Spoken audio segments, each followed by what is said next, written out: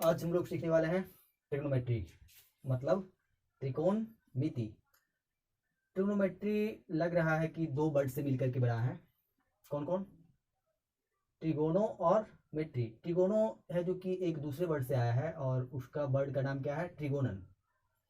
TRIGONON, ट्रिगोनन। और जो मेट्री है वो मेट्रोन से आया है, मेट्रोन से।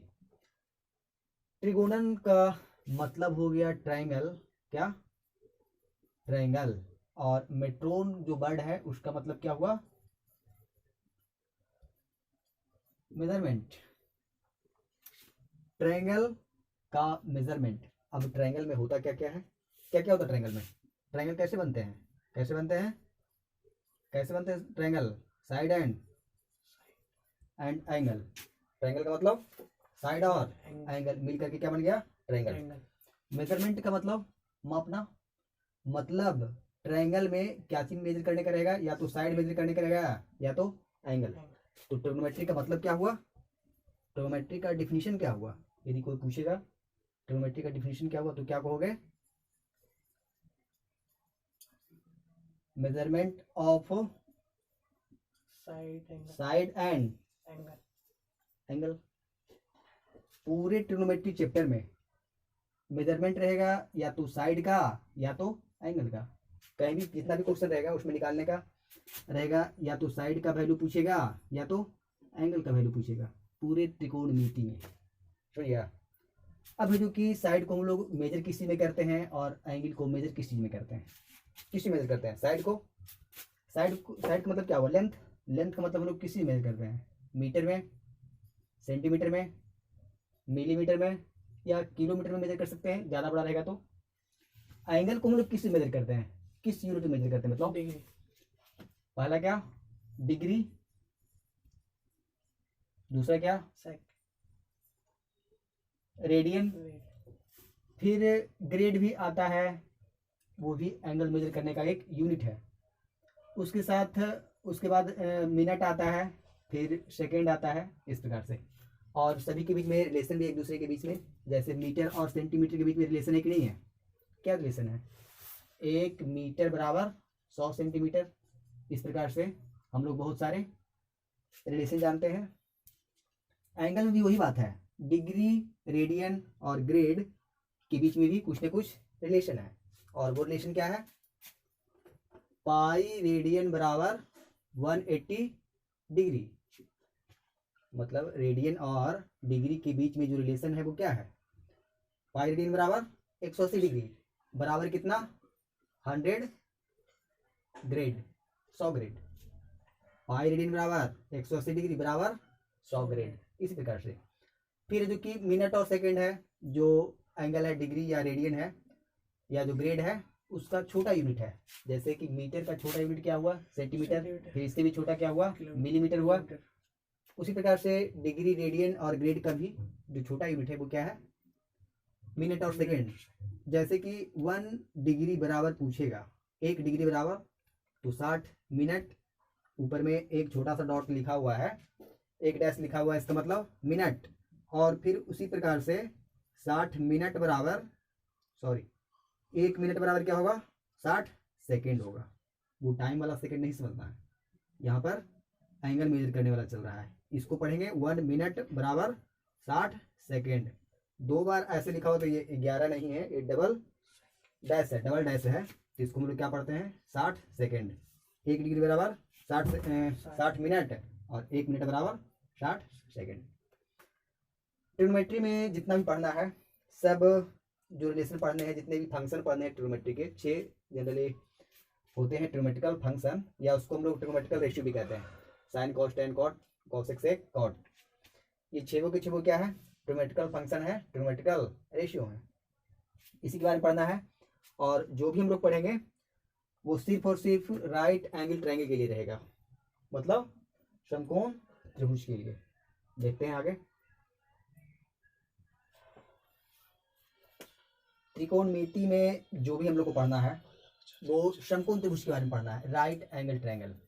राइट एंगल ट्रायंगल का मतलब ये हो गया कि ऐसा ट्रायंगल जिसमें एक कोण 90 डिग्री का हो।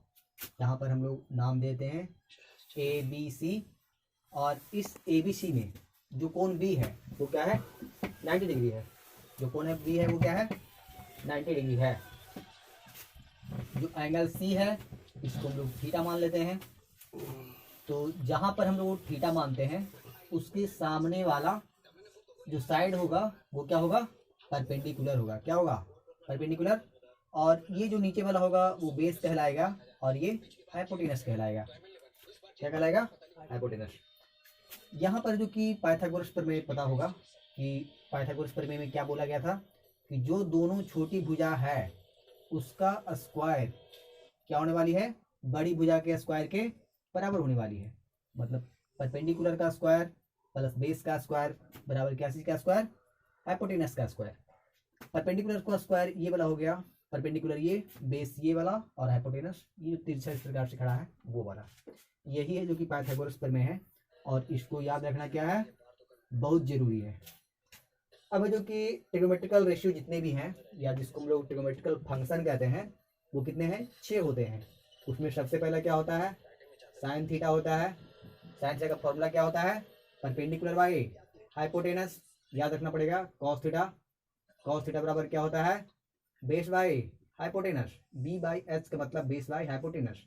इसको यदि हिंदी में हम लोग कहेंगे तो इसको कहेंगे लंब बटा हाइपोटेनस को कर्ण कहेंगे। कॉस को बेस को मतलब क्या कहेंगे आधार, हिंदी में क्या कहते हैं आधार, बटे हाइपोटेनस को कर्ण। कॉस के बाद आ जाता है tan, tan theta is equal to perpendicular by base. इसको हिंदी में कहते हैं लंब बटा आधार, बेस को आधार कहते हैं। और भी जो ट्रिग्नोमेट्रिकल रेशियो है जैसे हो गया sec, sec theta is equal to होगा जो कॉस है उसका उल्टा होगा सेक होता है, और कॉस है जो कि बी बाई एच है तो सेक क्या होने वाला है एच बाई बी। और इसका जो फॉर्मूला होने वाला है वो क्या होने वाला है हिंदी में कर्ण बटा आधार। क्या होने वाला है कर्ण बटा आधार। नेक्स्ट है cosec, COSEC, cosec theta is equal to hypotenuse by perpendicular, sine का उल्टा कॉसेक। जो होने वाला है फॉर्मूला हिंदी में वो क्या होने वाला है कर्ण बटा लंब। नेक्स्ट जो है वो है कॉट थीटा, और cot theta is equal to क्या होता है base by perpendicular B by P. Base का मतलब हो गया आधार, आधार बटा लंब। इतना यदि किसी को याद है तो चैप्टर नंबर 1 जो क्लास में है क्लास 10 में 8.1 सारा का सारा क्वेश्चन इससे बन जाएगा। अब जो कि हम लोग इस पर क्वेश्चन करते हैं और देखते हैं कि क्या होने वाला है।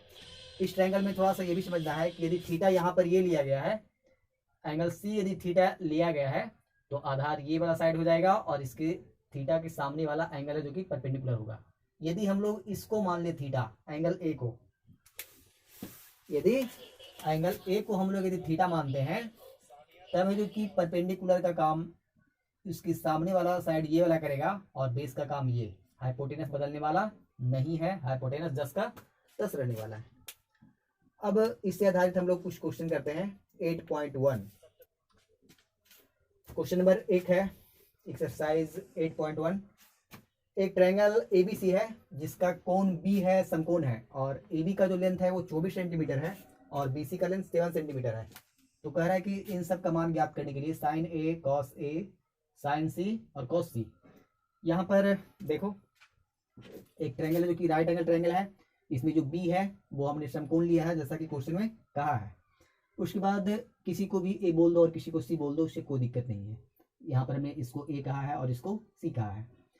ए बी का जो लेंथ है वो 24 सेंटीमीटर दिया है और बी सी का जो लेंथ है वो 7 सेंटीमीटर दिया हुआ है। तो हम लोग को निकालना क्या पड़ेगा ए सी हाइपोटेनस निकालना पड़ेगा और हाइपोटेनस निकालने के लिए पाइथागोरस प्रमेय का इस्तेमाल करना पड़ेगा। पाइथागोरस प्रमेय क्या है दोनों छोटे वाली भुजाओं के स्क्वायर को जोड़ करके बड़ी वाली भुजा के स्क्वायर के बराबर होता है। तो दोनों छोटी भुजाएं कौन कौन है 24 का स्क्वायर प्लस 7 का स्क्वायर बराबर होने वाला है h का स्क्वायर हाइपोटेनस का स्क्वायर। 24 का स्क्वायर कितना होता है जल्दी बताओ 576 plus 49 is equal to h square. 576 का मतलब क्या हुआ? 6 to 5। 576 576 प्लस 49 हो जाएगा 625 is equal to h square. इस प्रकार से जो h का मान निकल करके आ गया वो अंडर रूट 625 आ गया। मतलब h का मान कितना आ गया मेरा? 25। ये जो साइड है उसका लेंथ 25 सेंटीमीटर आ गया। अब करना क्या है, आराम से निकाल लेना है sign A cos A sign C cos सी। यहाँ पर यदि हम लोग इसको थीटा मानते हैं, इस एंगल वाले को थीटा मानते हैं, तो साइन सी और कॉस सी का मान यहाँ से आराम से निकल जाएगा। तो सबसे पहले हम लोग क्वेश्चन नंबर दूसरा बढ़ा लेते हैं। उसमें कहता है साइन सी बराबर क्या होने वाला है। साइन सी यहाँ पर कहा है तो थीटा की जगह पर सी लिया है, ये वाला एंगल, तो इसके सामने वाला परपेंडिकुलर हो जाएगा और नीचे वाला बेस हो जाएगा। तो जब ये परपेंडिकुलर होगा और ये बेस होगा, ये हाइपोटेनस रहेगा। तो साइन का फॉर्मूला आपको पता है, परपेंडिकुलर बाई हाइपोटेनस। परपेंडिकुलर क्या है? सी के सामने वाला ये 24, तो 24 बाई हाइपोटेनस तो बदलने वाला नहीं है 25। यही है जो कि साइन सी का वैल्यू हो गया। उसी प्रकार से जो कॉस सी है उसका मान क्या होने वाला है? Base by hypotenuse. Base by hypotenuse. Base कौन है? यहाँ पर जो कि साइन सी थीटा की जगह पर साइन सी एंगल ये वाला लिया है, इसका मतलब इसके सामने वाला परपेंडिकुलर है, तो ये वाला क्या हो जाएगा? बेस और ये हाइपोटेनस। तो बेस बाई हाइपोटेनस मतलब 7/25। 7/25 यही दोनों मेरा क्या हो गया? आंसर क्वेश्चन नंबर 2 का। क्वेश्चन नंबर 1 में है साइन ए कॉस ए, तो क्वेश्चन नंबर 1 भी देख लेते हैं। उसमें क्या है? साइन ए और कॉस ए है। मतलब यहाँ पर जो कि एंगल है थीटा की जगह पर क्या लिया है? ए। तो थीटा की जगह पर ए लिया है, मतलब इस एंगल की बात कर रहा है। तो इसके सामने वाला जो साइड बी सी है वो परपेंडिकुलर का काम करेगा और ये जो ए बी है वो बेस का काम करेगा। तो फिर से हम लोग परपेंडिकुलर बाई हाइपोटेनस करेंगे। परपेंडिकुलर कौन है? B C. बी सी का लेंथ कितना है?